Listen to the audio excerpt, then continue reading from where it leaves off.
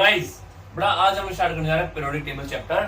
और periodic table आपके NEET या जेई कोई भी एग्जाम हो उसके लिए बहुत इंपॉर्टेंट चैप्टर है। बड़ा नीट में कम से कम एक या दो क्वेश्चन यहाँ से आएंगे ही आएंगे।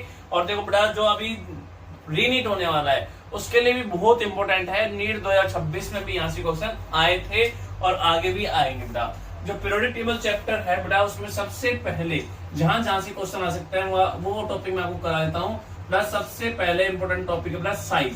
साइज अगर आपने इस बार नीट 2026 दिया होगा तो आपने देखा होगा साइज के ऊपर इस बार भी क्वेश्चन पूछा था और आगे भी आ सकता है। बेटा साइज के ऊपर क्या ख्याल है सर? साइज के बारे में क्या क्या ख्याल है?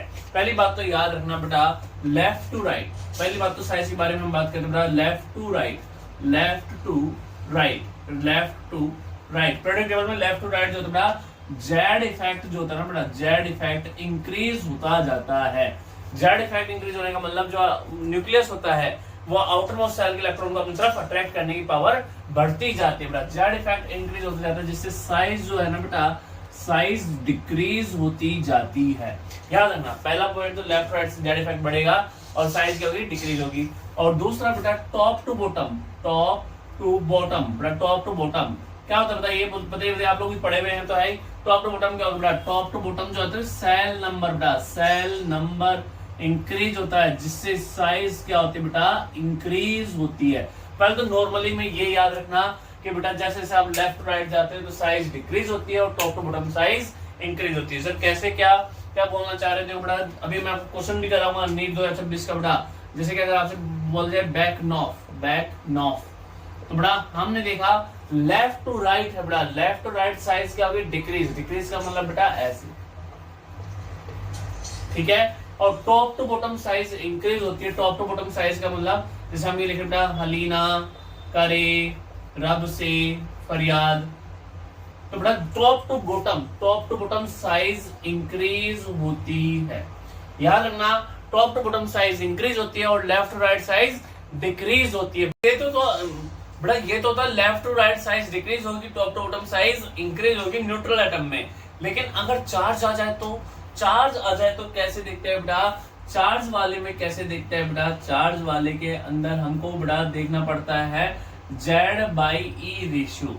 जेड बाई ई रेशियो का मतलब क्या है बेटा? प्रोटॉन कितने हैं अपॉन में इलेक्ट्रॉन कितने हैं। अगर जेड बाई ई रेशियो अगर किसी का ज्यादा होगा ना बेटा तो उसकी साइज जो है बेटा वो छोटी होगी।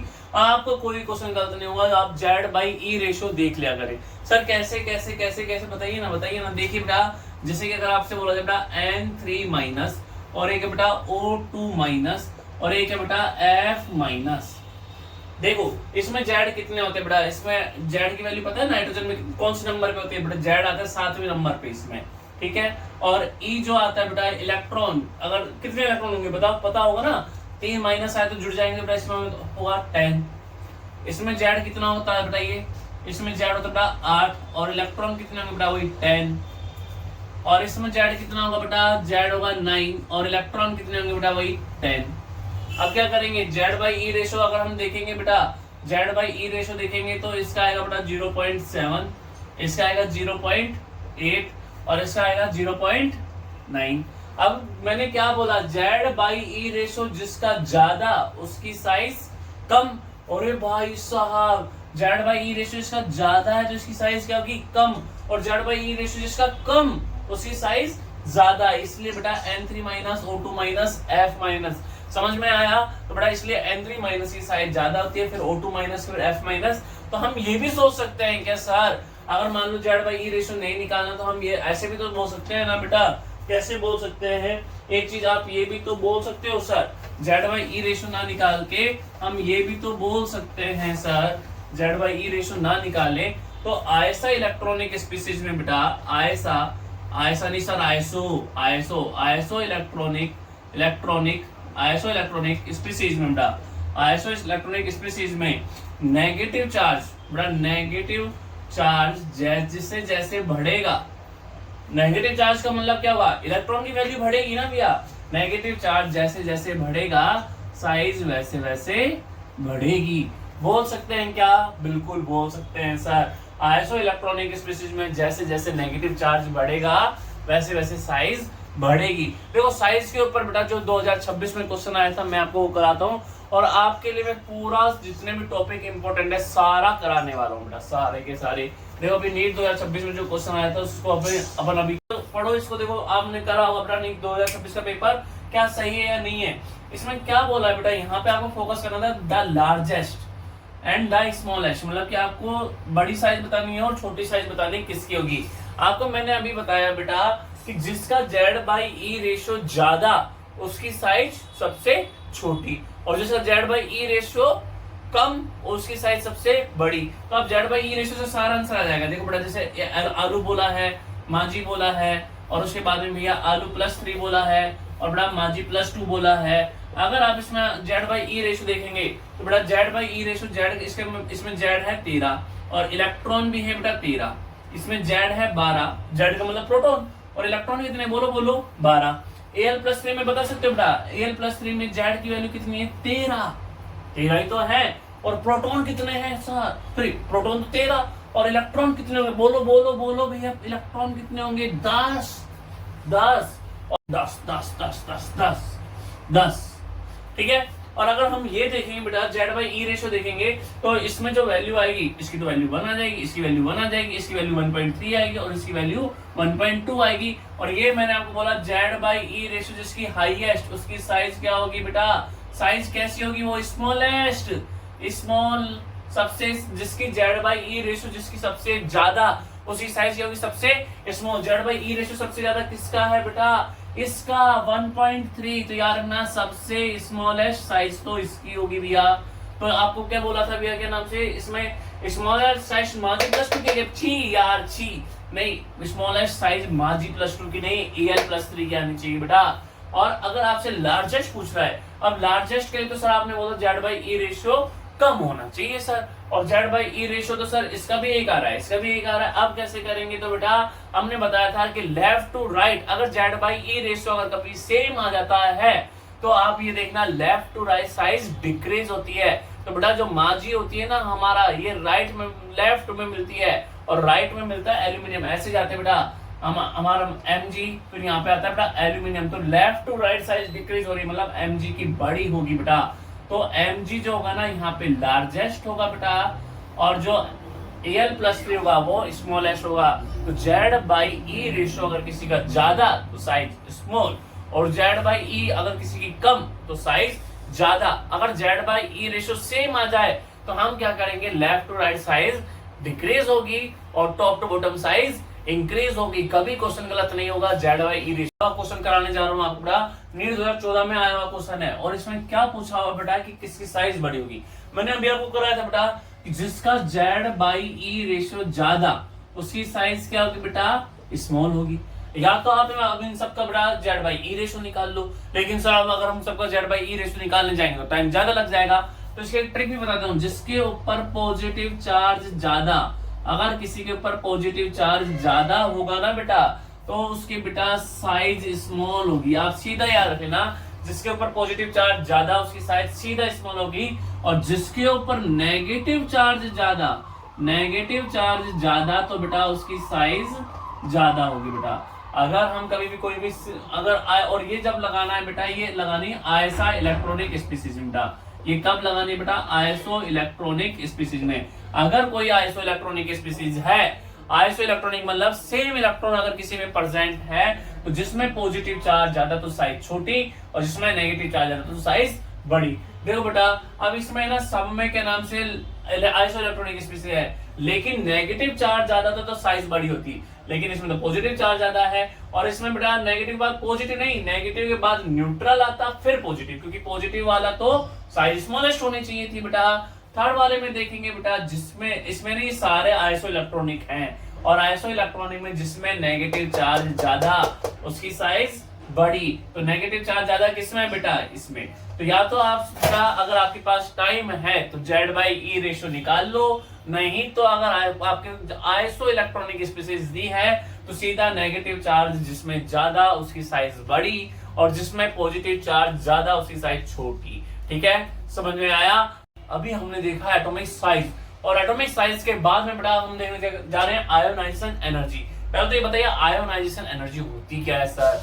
बड़ा आयोनाइजेशन एनर्जी क्या होती है, किसी भी गैसियस एटम, कौन सा एटम, गैसियस, मान लो कोई भी एटम है और वो गैस है, किसी भी गैसियस एटम से इलेक्ट्रॉन निकालना है। क्या निकालना है सर, क्या निकालना है, इलेक्ट्रॉन निकालना है। और इलेक्ट्रॉन निकालने के लिए आपको क्या देनी पड़ेगी बड़ा, ये है, ये मान लो एक गैसियस एटम है और इससे आपको इलेक्ट्रॉन निकालना है, तो इसको कुछ ना कुछ एनर्जी तो देनी पड़ेगी ना। और बेटा याद रखना, हमको कुछ ना कुछ इसमें एनर्जी देनी पड़ेगी। इसलिए पहला पॉइंट, आयोनाइजेशन जो एनर्जी होती है ना बेटा, ये हमेशा कैसी होती है अगर पूछा जाए, ये हमेशा एंडोथर्मिक होती है बेटा, याद रखना। क्यों, क्योंकि आयोनाइजेशन एनर्जी हमेशा देनी पड़ती है। एंडोथर्मिक का मतलब बेटा डेल्टा एच की वैल्यू जो होती है बेटा वो पॉजिटिव होती है। ठीक है, पहला पॉइंट तो आयोनाइजेशन एनर्जी क्या होती है बेटा, देनी पड़ती है। और होती क्या है, किसी भी गैसियस एटम से इलेक्ट्रॉन निकालने के लिए दी जाने वाली एनर्जी को क्या कहलाता है बेटा, आयोनाइजेशन एनर्जी कहलाती है। ठीक है बात, ठीक है।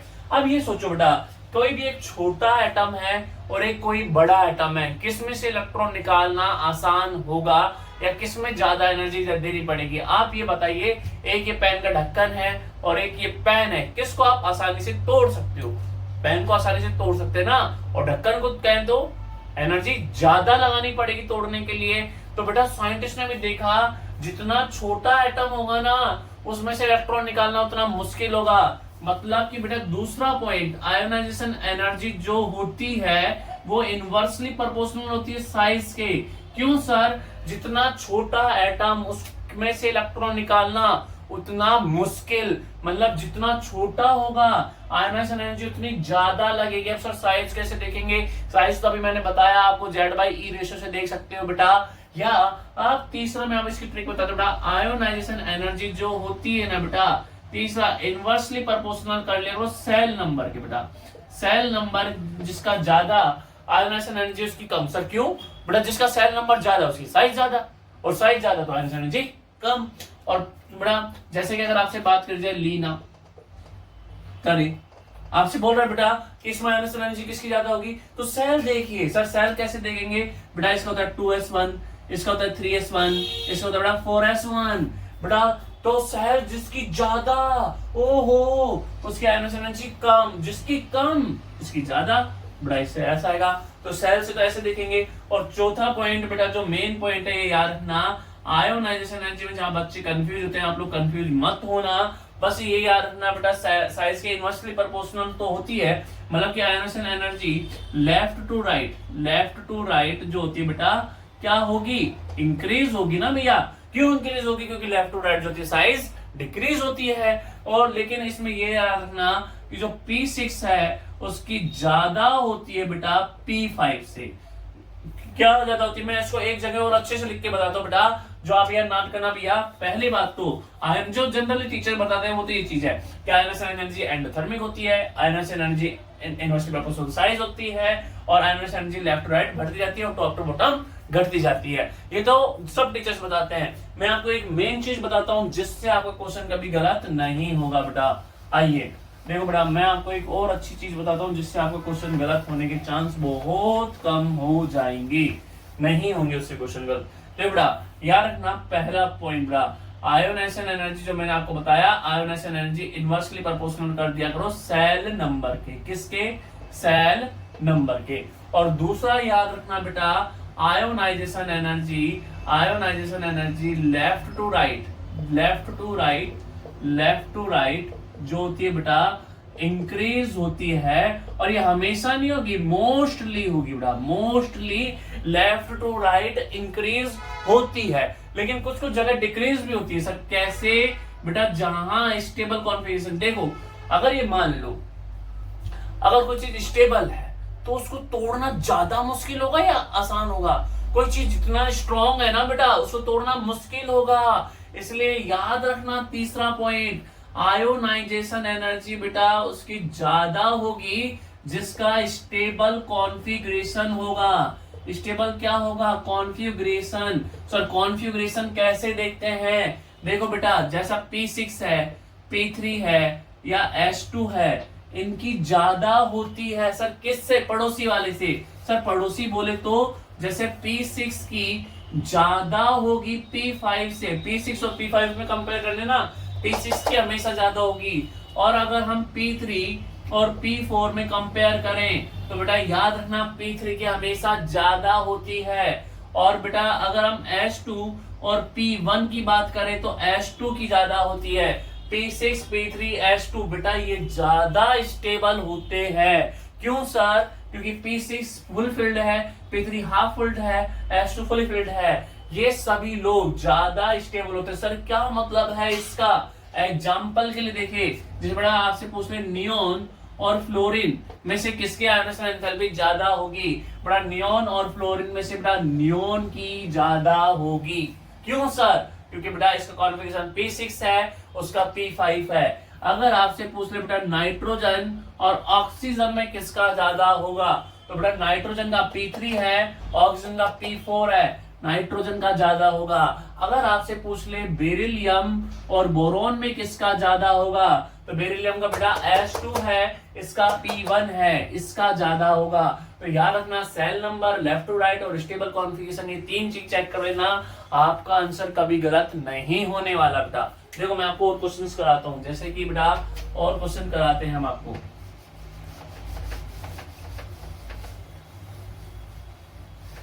देखो बेटा जैसे अगर आपसे बोल दे ionization energy, first ionization energy बताइए बेटा किसकी होगी, और आपको ऐसे लिख के दे रहा है lithium, beryllium, boron, carbon, nitrogen, oxygen, fluorine, neon.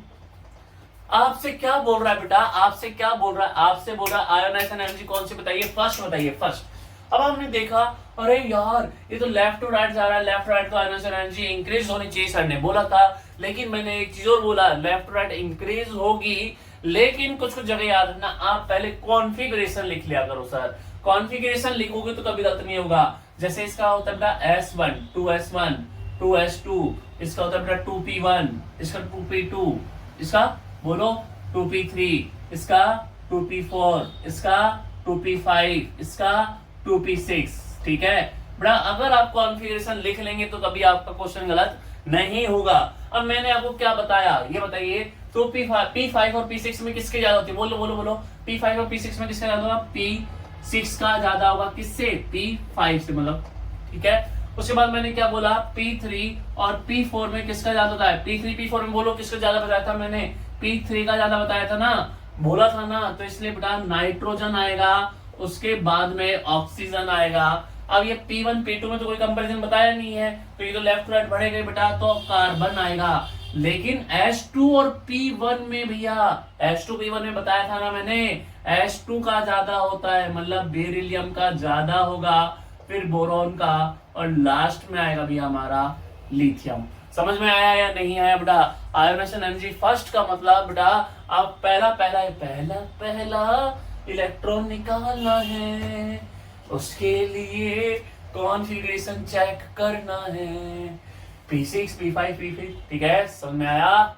देखो बेटा अब इस पे ऊपर क्वेश्चन कैसे आता है बेटा, इसमें काफी बार आयोनाइजेशन एनर्जी सेकंड भी पूछा जाता है कि बेटा अगर आपसे बेटा आयोनाइजेशन एनर्जी सेकंड बोल दे, देखिए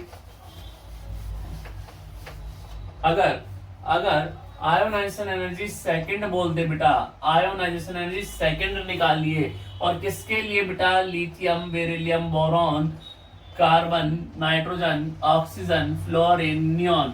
आपसे इन सभी के लिए ही बेटा अगर आयोनाइजेशन एनर्जी सेकंड निकालने के लिए बोल दे तो क्या करेंगे सर? अच्छा ये आयोनाइजेशन एनर्जी सेकंड का मतलब जानते हो? सेकंड का मतलब दूसरा इलेक्ट्रॉन निकालने जा रहे हैं। क्या करने जा रहे हैं? दूसरा इलेक्ट्रॉन निकालने जा रहे हैं, और पहले तो निकाल चुके ना। तो यार मैं अगर आपसे कभी भी आयोनाइजेशन एनर्जी सेकंड की बात करें ना, तो पहला निकाल चुके हो, देखो जनरली तो ऐसे क्वेश्चन में कैसे करेंगे बेटा, जो इनका कॉन्फ़िगरेशन होता है उसमें से एक इलेक्ट्रॉन कम कर दो, क्योंकि एक तो निकाल चुके हो ना। क्योंकि नियोन का जो होता है बेटा 2p6 होता है, जैसे इसका 2p6 होता है, लेकिन एक निकाल चुके हो तो कितना होगा? 2p5। फ्लोरीन का बेटा एक 2p5 होता है, लेकिन एक इलेक्ट्रॉन निकाल चुके होंगे तो 2p4। इसमें से बेटा 2p3, इसका 2p2, इसका 2p1, इसका 2s2। क्यों सर? क्योंकि बेटा एक इलेक्ट्रॉन निकाल चुके हैं, और इसका जो बनेगा बेटा 2s1, और बेटा इसका जो बटेगा बेटा 1s2। समझ में आया भैया? तो बेटा अगर अब आपसे पूछा जाए कि बेटा किसकी आयोनाइजेशन एंथैल्पी ज्यादा होगी, हाईएस्ट किसकी होगी बेटा, तो हाईएस्ट तो होगी बेटा लिथियम की। क्यों सर? क्योंकि बेटा इसका कॉन्फ़िगरेशन 1s2 है, और उसके बाद में बेटा हमारा आएगा नियोन, उसके बाद में आएगा बेटा, अब बताइए लिथियम की तो हाईएस्ट हो गई, लिथियम के बाद में नियोन आ गई। अब नियोन के बाद में बेटा हमने बताया था P3 और P4 जब जब आए, P3 P4 जब जब आए तो किसकी ज्यादा होगी बताइए बेटा, P3 P4 में P3 की, मतलब ऑक्सीजन की, फिर फ्लोरीन की, यही तो करेंगे, और बेटा फिर नाइट्रोजन की, और फिर बेटा H2 और P1 में किसका ज्यादा होगा, H2 और P1 में H2 मतलब बोरोन, फिर कार्बन, और फिर लास्ट में बेटा बेरिलियम। समझ में आया बेटा? तो मैंने क्या करा बेटा, आयोनाइजेशन एंथैल्पी में क्या देखना होता है बेटा, आपको सेल नंबर देखना होता है, और सेल नंबर के बाद में आपको कॉन्फ़िगरेशन देखना है, और बेटा याद रखना आयोनाइजेशन ये सेकंड बोल रहा है, तो मतलब आप सबके ऊपर एक इलेक्ट्रॉन निकाल चुके हो, और सब में से बेटा एक इलेक्ट्रॉन कम करने के बाद जो कॉन्फ़िगरेशन आएगा वो आयोनाइजेशन एनर्जी सेकंड का आएगा।